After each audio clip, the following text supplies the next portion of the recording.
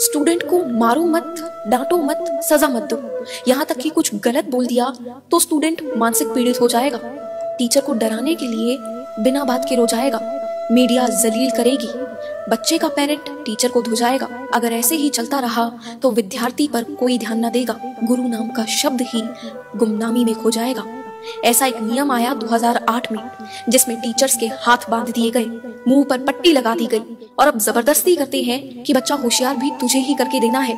सब इंटेलेक्चुअल्स कहते हैं कि बच्चा उंगली प्यार से समझता है, और फिर प्यार से तो बच्चे के पापा भी नहीं समझते, जो बाइक पर तब तक हेलमेट नहीं लगाते जब तक ट्रैफिक का सिपाही उनकी बाइक के आगे लठ ना गाड़ दे या फिर उनका चालान ना काट दे।